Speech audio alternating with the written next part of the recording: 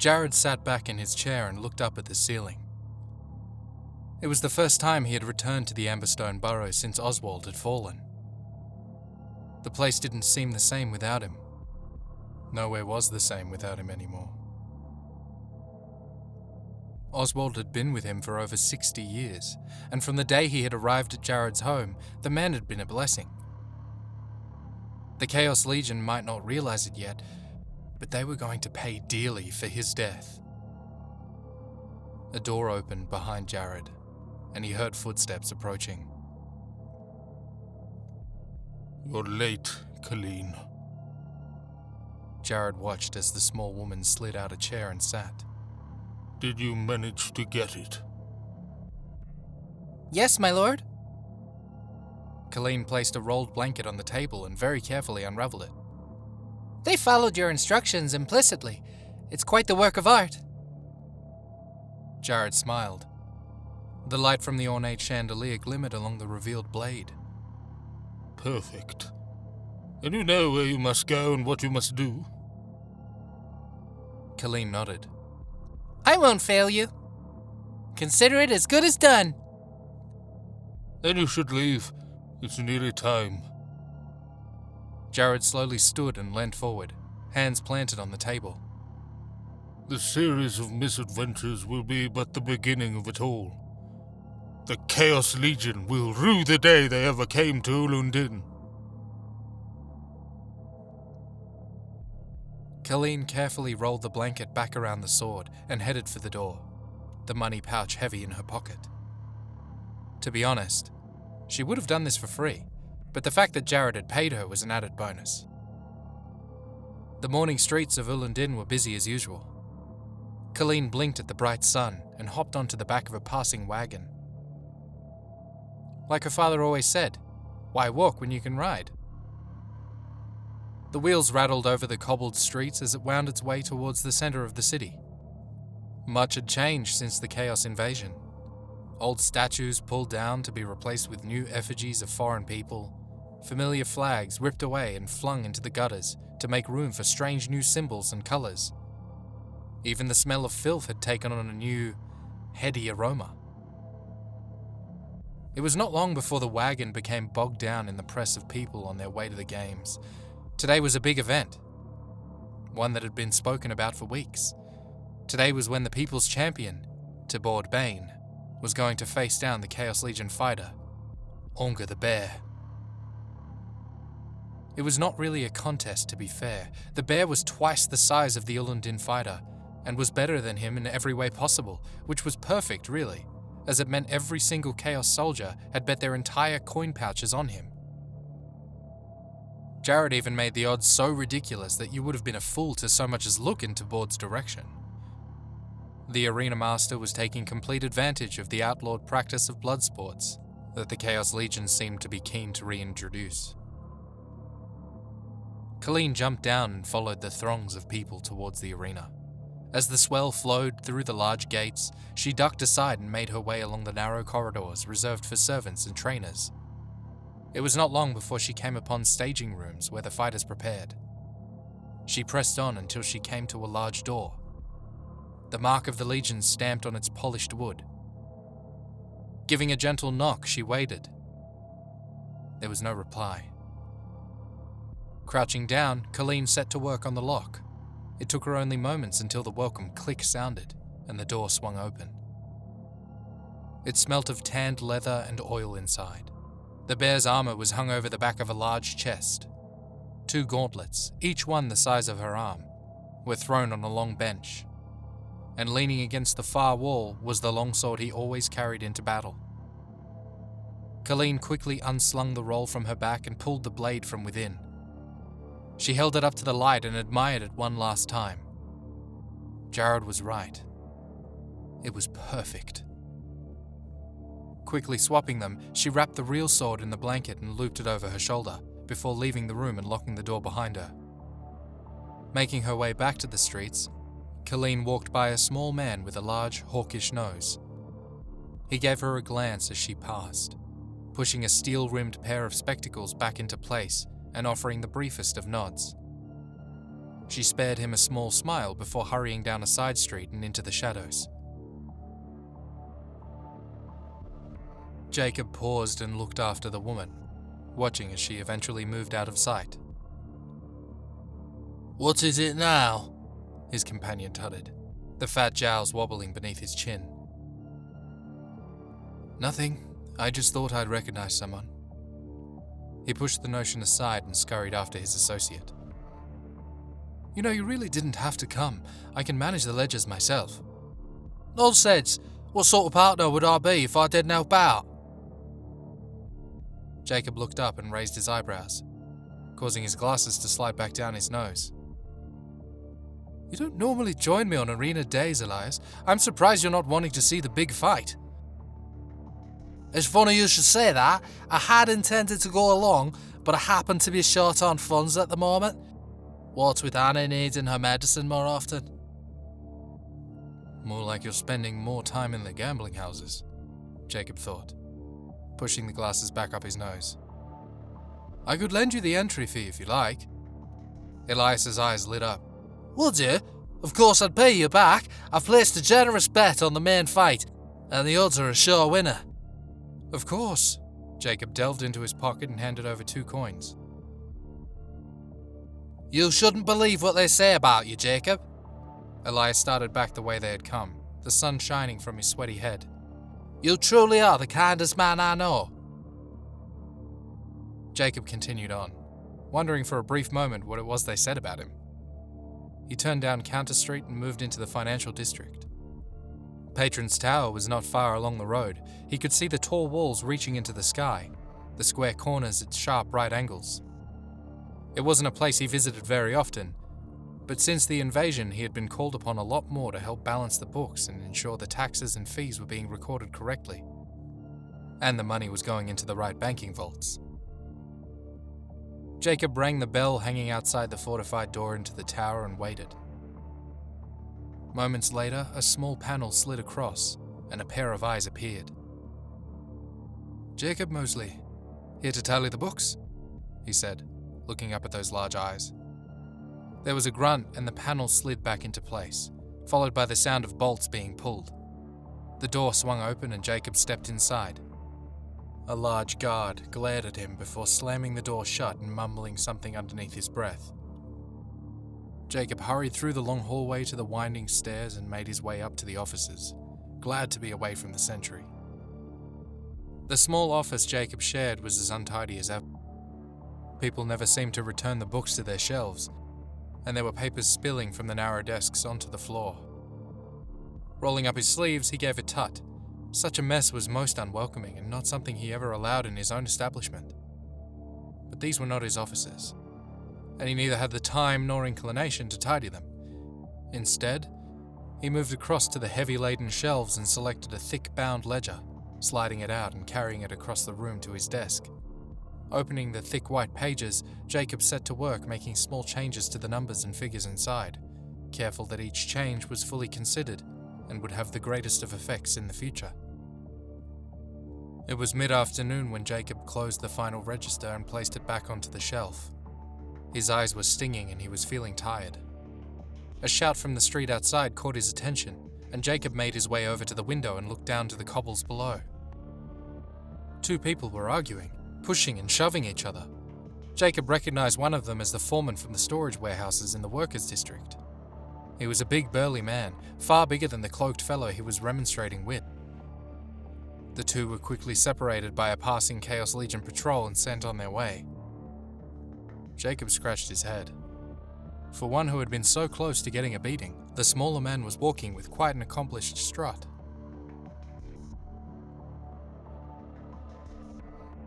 Nathaniel toyed with the key in his pocket, a wide grin across his face. That was easier than he had expected. They said the foreman would be quick to anger, and he had not disappointed. It had made pickpocketing him all the easier. He looked up at the tower as he passed, and saw a scrawny man looking down at him with wire-rimmed spectacles. A peculiar-looking fellow, Nathaniel thought as he eased into a jog, making his way through the narrow alleyways and streets, taking all the shortcuts he had learned as a young boy growing up in the city. It was not long before Nathaniel reached the workers' district. He slowed, searching the old warehouse buildings for the one that had been described to him. It was the biggest there, with old red doors, the paint flaking from the dry wood beneath. Slatted windows ran around the top, overhung by wooden tiles sheltering them from the rain. There was no doubt this was the building. Unfortunately, there were 2 guards standing either side of the tall doors. "Oh well," Nathaniel mumbled under his breath as he strolled towards the building. "Nobody said it was going to be easy." Who are you? The guard with a long scar down his face asked. "Nathaniel Mart, Warehouse Inspectorate. I'm here to check the security on this building." Nathaniel eyed them both. "You do realize this holds most of the winter stores, don't you?" Of course we do, the other guard replied, limping towards Nathaniel. but I ain't seen you before. Nathaniel suffered Limpy's stare for a brief moment before stepping forward and lifting the great iron lock and placing the key he had acquired from the foreman in it. With a quick twist, the lock clicked and fell open. "You wouldn't have. I normally cover the trade of more profitable ventures, but because of today's big event, it's fallen to me to conduct the checks. Now be so good as to open the doors for me, would you?" Nathaniel gave a mock smile. Scarface set straight to work, struggling with one of the doors while Limpy continued to glare at Nathaniel. You gonna help or what? Scarface puffed. I don't trust him. Limpy turned his lip up. This all smells fishy to me. If you'd like me to arrange for your next posting to be at the fish-gutting farm, I'm sure I could facilitate that. Nathaniel let the suggestion hang for a moment, but it seemed that Limpy was not all that enamored by the idea and set to helping his comrade with the door. That's more like it. The quicker I'm done here, the quicker I can get to my next job. I've got 5 more warehouses to check before the day's out. Well, just so you know, I'll be going round with you, Limpy grumbled, walking into the darkness of the warehouse. Scarface shrugged. Sorry, sir. He's been in a foul mood all day. Nathaniel forced a smile as he followed the guard in. Another problem he had not foreseen. But then, these were the sort of complications he was paid for. And one of the reasons he always brought along old Shiv.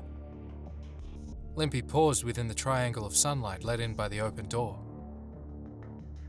What do you need to see? Everything. Nathaniel reached out with his arms before bringing them back in, wagging a finger. But most importantly, I'd like to check the office. I know what you guards can be like, looking for anything shiny. Limpy turned a bright shade of crimson, and was about to protest when Nathaniel strode past him and started up the rickety wooden stairs to the office. The flimsy door could have been blown open by a gust of wind. It was in such a sorry state. Nathaniel made his way into the office with Limpy hot on his heels. Aha! Just what I expected. You've been letting folks sleep in here, Nathaniel proclaimed. Limpy stepped around him and looked about the office. What do you mean? There's no one in here. Of course there is. Shiv's here, Nathaniel snarled, spinning around and sticking his long stiletto knife into Limpy's exposed neck. The guard fell, groping at the wound as the blood spilled out over the dusty floor. If only you hadn't insisted on coming in with me, we could have avoided all this unpleasantness. You see, I can't be setting any fires with you following me about. It simply wouldn't work. The man's eyes widened, and Nathaniel smiled. Don't worry, it's all for a good cause. Nathaniel waited until the spark of life had left Limpy's eyes, and then he hurried back down the stairs. Reaching into his jacket, he pulled out 3 wraps of leather. A strong smell of oil came from the soaked rags inside. He set about placing them around the huge piles of grain, ensuring that they were next to something that would catch easily, and lit each one. Before long, hungry flames had taken hold, and black smoke started to fill the long building. Nathaniel made his way back to the main doors and ran out in a suitable state of panic. Quick! There's a fire! You must get help! He shouted, continuing to run down the street. Scarface frowned, looking around. Where's Carl? He got trapped! Nathaniel called over his shoulder, almost running into a raven-haired beauty as he sprinted around the corner. Penny dodged out of the way as a man sprinted past her. Soot was smeared down one side of his face, and he looked as though he was running for his life. She took the opportunity to cast a glance over her shoulder to make sure she wasn't being followed. Nothing, apart from a warehouse fire with a single guard standing outside and looking distraught. The coast was clear, and it looked as though she had gotten away safely. Around the next corner, she discarded the small phial of green poison in the gutter, losing it amongst the refuse and muck. It was not too much further to go before she would be completely safe. As the evening crept in, Penny joined the busy shanty streets of Ulundin. She stepped over a broken section of the city wall, remnants of the siege against the Chaos Legion forces. Behind her, the sky was turning a deep red as thick plumes of black smoke curled up into wisps of grey cloud. She waited, watching for any that might be looking for the entrance to the Amberstone Burrow. When she was happy it was clear, she melted in with the crowds amongst the stalls, choosing her moment to duck into the alleyway that led down to the burrow. Jared was waiting for her in his hall when she got there. Ah, Penny. I swear you get more beautiful every time I see you. He stood and poured her a glass of wine. Please, take this to your seat, so that we may speak in a modicum of comfort. Penny took the glass and nodded her thanks, moving around the table to sit opposite him. You've been busy. I see there's a big fire in the workers' district. It's a terrible shame to lose one's winter food stores so close to its frigid embrace. Jared sipped from his drink. Penny raised an eyebrow. And with all those warehouses packed so tightly together, I expect the fires will rage for days. It's the poor folk I worry about. Oh, don't you worry about that. I've plenty of food to see them all through to the spring. Jared gave a delightful chuckle. If only the Legion's ledgers weren't in such a mess, they could replace what they've lost. Unfortunately, though, there's going to be a lot of unhappy merchants and traders thinking they've been shortchanged and unwilling to part with any more of their wares.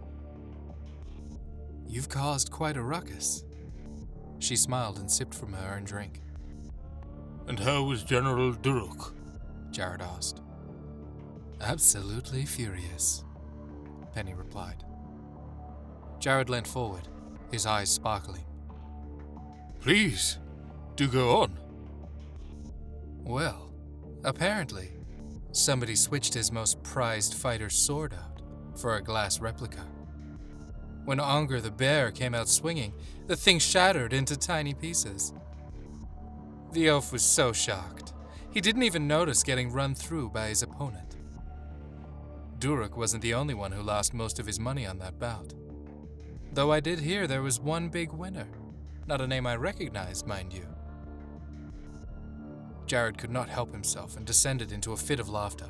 Oh, how I wish I'd been there to see that, he eventually managed. I don't think I'd ever won so much on one fight before. And how was our general after you calmed his nerves? Feeling much better, though I can't say I particularly enjoyed our time together.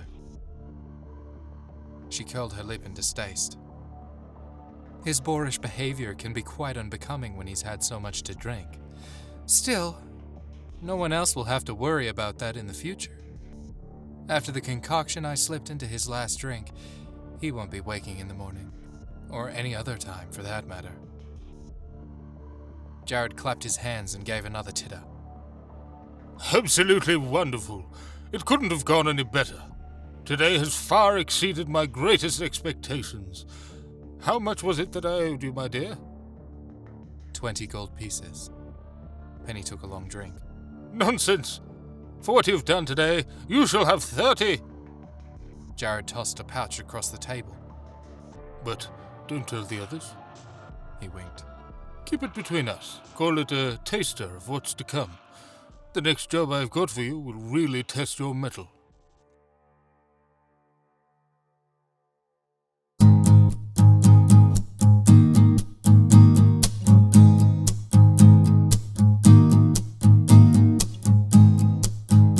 Something going down in the back streets, a lot of secrets in the air. You better know all the people you meet, or be ready to play a game of subterfuge. And chaos isn't chaos, this could win or lose the war. A game of subterfuge, and we won't let them play us. We will even up the score. It's game over.